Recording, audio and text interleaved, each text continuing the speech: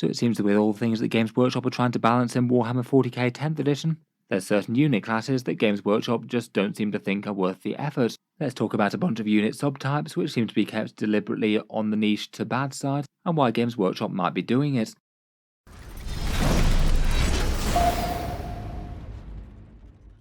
Hello and welcome back to Auspex Tactics, where today I thought we'd talk a little bit about a few types of units in Warhammer 40k that seem to be really quite neglected compared with the rest, at least in terms of getting meaningful balance updates to try and make them playable, and Games Workshop really seems to be doing pretty much the opposite, going through and singling out most of the good ones and then trying to make them worse. Let's talk about flyers, fortifications and artillery in 40k 10th edition.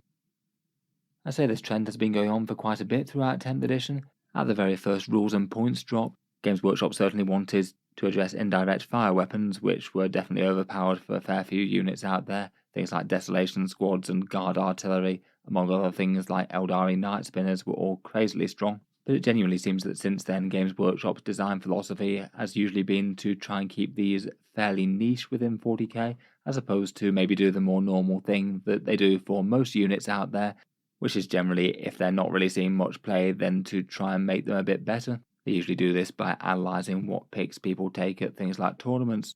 It definitely looks pretty apparent in the previous balanced data slate, where notably flyers and fortifications, despite being really quite bad units in general in-game, got no sort of points bumps or anything to help them out. I did kind of wonder whether they were just trying to focus on all the other things that were going on in 40k before trying to make a bit more effort and get them right, but now that we've had another balanced data slate and Minotaur and Field Manual, they've still not tried to improve flyers or fortifications at all, despite them often being considered some of the weakest units that many of the codexes have to offer.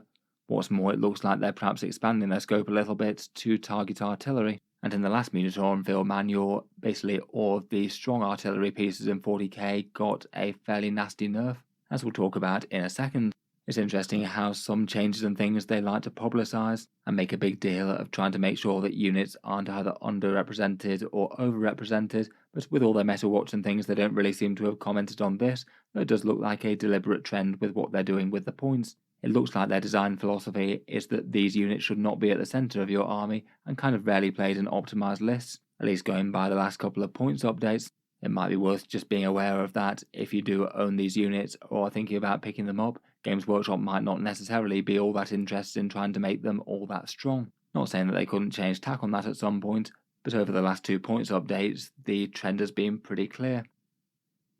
Starting out with aircraft, and as mentioned, quite a lot of factions have flyers and aircraft as some of their weakest units in game right now. Things like the Chaos Helldrake, Orc Bombers and Fighters, the Storm Talon and Stormhawk for Space Marines, the Guard Valkyrie, the Admech Archaeopters, the Tyranids Harpy and Hive Crone, and the standard Eldari flyers. None of these really compete very well with the other options in their codex or index. Most of these were bad to the point that people were expecting that Games Workshop might have given them buffs at some point, but they've decided not to. And it's kind of hilarious that the only flyer that did get a points update that I saw in the previous balanced data slate was the Void Raven Bomber. That was maybe one of the strongest flyers in the game, though I wouldn't say it was saying all that much. Fairly okay damage output for Drukhari, at that point considered perhaps the single weakest faction in the game, rivaling with a couple of others. Besides that flyer going up in cost, the rest of the Drukhari units either got buffs or stayed the same. It really does single that out as a game change that Games Workshop are trying to make to flyers in general, as opposed to trying to make any one faction better or worse, or trying to improve internal balance. Maybe for very slightly more usable flyers, the Storm Raven perhaps isn't too bad for Space Marines in the Firestorm Force. I feel like both the Necron ones maybe have a little bit more interest than some. The Doom side actually does have okay damage output, but it's just far less durable compared with Locusts or Doomsday Arcs, and the Night side at least has some fun movement shenanigans. On top of this, the Flyer Core rules are also fairly weak. They've got to choose between either hover if they have it on functioning like a 20-inch moving skimmer vehicle, or if they actually want to function with their proper aircraft rules, they have to stay in strategic reserve. Turn up turn 2, so they can't even use their good movement until turn 3. And even when they can do that, they're in a locked flight path depending on where you pivoted them last turn, which can make it really hard for things like bomber flyers, which means that they'll usually rarely be able to hit things with their bombs. They're also objective control 0 as well, which definitely doesn't help with objectives, given how important a part of the game that is compared with other things. Despite having weak core rules, I'm not really sure that that would necessarily limit flyers from being usable in game. Anything will get good enough if you reduce the points cost or buff its damage output enough, but it does feel like a borderline broken rule set for dropping bombs on people, at least with aircraft that don't have hover. I'd guess that Games Workshop's probably choosing to keep them niche, given that if they didn't, then strong flyers that you can take en masse tend to rapidly cause problems, and it has done several times in 40k's past, with fly spam getting out of hand. I did think it was a curious decision that 10th edition basically didn't really give any sort of limitations on how many flyers you could take.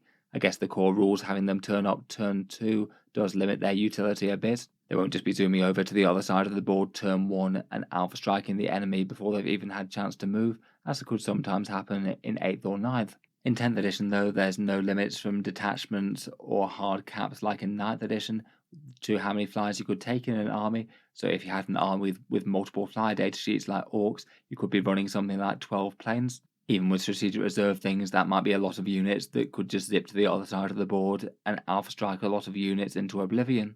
Whenever fly spam lists do get a bit too good, they're a bit miserable to play against. Things like the Archaeopter Fusiliers and Transvectors that the AdMech had in 9th edition, they were really quite oppressive. Orcs followed that up with WAS bombs and Dakka jets being a scary way to play. Again, enormous alpha strike action there, and often people could lose games turn 1. And the same was pretty much true of Eldari flyers in 8th edition. Fairly good damage output, but stacking hit roll modifiers that meant that you could rarely damage the things. And it perhaps doesn't help that flyers don't really play the same sort of game as the rest of the units in 40k, meaning that you can't charge them with normal ground-based units, and several weapons just might not be all that effective against them. Otherwise, and the more recent addition to units that Games Workshop don't really seem to want to be good are artillery and indirect fire units. This one was something that Games Workshop did seem to be trying to keep in check previously, but it really has come to a head in the January balance data slate. It seems that Games Workshop have literally just taken a look at the vast majority of good artillery pieces in the game and put them up in cost somewhere between 15 and 35 points. The Guard Manticore went up from 150 to 180, despite Guard not being particularly standout on the tournament scene. The Space Marine Whirlwind went from 145 to 180, where it was a solid competitive unit, to now genuinely bad. The Sisters Exorcist, which was being playing quite a lot, went from 160 to 180 when the Castigator didn't get touched, which I felt was kind of similar in power. The Plague Burst Crawler went up a bit, though I feel like out of the Death Guard units it might have been one of the ones that might not have been the worst to tweak a bit, though 15 points seemed a little much. And finally the Eldari Night Spinner, which went up 30 points. They were a unit that definitely needed addressing in some form though, given how often they were spammed in arguably the strongest faction in the game. Between those changes though, Games Workshop really seems to have targeted the best artillery out there and either made it super weak in terms of the Manticore and the Whirlwind, which I just don't really see many people playing these days, or to push them into slightly more niche choices like the Plague Burst, Exorcist, or the Night Spinners, where I feel like they could still be playable but won't be as tempting compared with other things. Overall, it just doesn't really feel like this change was really aimed to properly bring them in line, more sort of to make them actively kind of niche and less good than the majority of options in the Codex. Games Workshop wanting to go after indirect fire and limit its impact perhaps. For other artillery out there, I was kind of surprised that the Basilisks maybe didn't get any adjustment at all if they were nerfing Manticores. I feel like Manticores were certainly strong, though maybe not a massive difference in power between Manticores versus Basilisks. I feel like it was just kind of strange to nerf one into oblivion but not touch the other. Though obviously I prefer that both of them remained usable. The Eldar support weapons with the D-cannons and things might be another example of relatively stronger artillery compared with some. Even despite the nerfs, they can be fairly scary with rerolls and maybe the odd fate dice. Indirect fire is certainly something that Games Workshop have struggled to balance in the past. When an indirect unit gets super strong, it does usually cause problems. It's useful for just picking on precision damage to things that would usually be able to hide safe behind terrain, taking down enemy objective scorers, or just providing a bit of pinpoint damage that could finish off, say, an enemy unit that couldn't quite be destroyed with the rest of your firepower. Between all that, it is a pretty massive asset to a list. To try and rein artillery in, Games Workshop already have that rule where it's -1 to hit units out of line of sight, and also they count as in cover as well. I feel like this one is maybe a bit of a weird one balance-wise. It does make artillery less effective against things they can't see versus things that they can, but the rule itself doesn't really stop artillery from being super strong, as we've seen with Eldari Night Spinners. It's all about the actual damage profile and how much they cost. Whether they all hit with an arbitrary modifier or not is a bit irrelevant, really. Between their power, I feel like Games Workshop is maybe just trying to treat artillery with a bit of precaution and not wanting anything to become so strong that it's worth taking 3 of, as artillery often tends to be a unit that if one of them is worth taking, then it's often worth taking 3 artillery units and spamming them, just because having really quite a lot of artillery damage output might get you to the point where you're actually wiping out entire units and genuinely changing the game, rather than just causing a bit of chip damage. I guess from a game design point of view as well, having weaker artillery does improve the impactfulness of positioning and terrain, which maybe isn't the worst thing in the world for a gaming system. It's not exactly great news for people who wanted their big guns to be pretty effective though. Finally, for the set of 3, we have Fortifications, which already by the time of the release of the January balance data slate are also weak, that Games Workshop don't really seem to have to feel any need to nerf any of them further. Fortifications do tend to be basically absent from competitive lists, aside from some niche uses for people being creative. Again, if I make tier lists on the channel, they often tend to feature as some of the very weakest units around. Examples include the Hammerfall Bunker, the Spore Assist, the Chaos Demon Fortifications, the Miasmic Malignifier, the Noxlith Crown, the Guard Aegis Defense Line, the Eldari Webway Gate, or the Orc Boss Bunker. Some of them aren't utterly unplayable, though a lot of them really are. Just obscenely ridiculous points cost that in no way could ever be worth it to put on the table in any sort of optimized list. It maybe feels like Games Workshop were trying to phase down the amount of fortifications that you can take in general, going as far to remove the more generic fortification datasheets in 9th edition. No more rules for things like the Sky Shield Pad or the Imperial Bastion or anything like that, after they'd been introduced to the game in a supplement a long time ago. Fortifications definitely have their issues. They're OC0 and they're immobile, which means they won't be able to take objectives or move for lines of sight or things. Again, though, it doesn't necessarily mean that they can't be strong. Good defense and good utility could definitely have them very good, particularly if they were cheap. But it seems at the moment that Games Workshop really just don't want them used as the centre of your army, or just generally not really in play in optimised lists. Overall, I do think it's kind of interesting that Games Workshop is keeping a bunch of units pretty niche to bad on the sly. People who are in tune with how good units are in the game can clearly see trends like this, though it's maybe not the most obvious thing for people who don't really keep up with the meta or anything like that, and it's certainly not something that they publicise. I feel like perhaps a common theme with all these 3 is that there are units that tends to be kind of okay if you just take one of them, but often have a bit of cumulative synergy if you have 3. Massive wings of flyers flying around and moving en masse to get to positions where they wouldn't be able to get to normally if they had a slower movement, and destroying things in the heart of the enemy army, or artillery taken in 3s and gunning entire units off the board, as it makes more sense to take 3 than 1. I guess they could try more arbitrary things like hard unit caps so you can only take so many of them, or maybe some sort of scalar point system where if you had 1 then it would cost X amount, but then if you took another and another it would cost more and more again, though I feel like maybe that might be more complicated than it's really worth. Otherwise though, I feel like a big part of it is just for theming and what Games Workshop really wants to see on the table.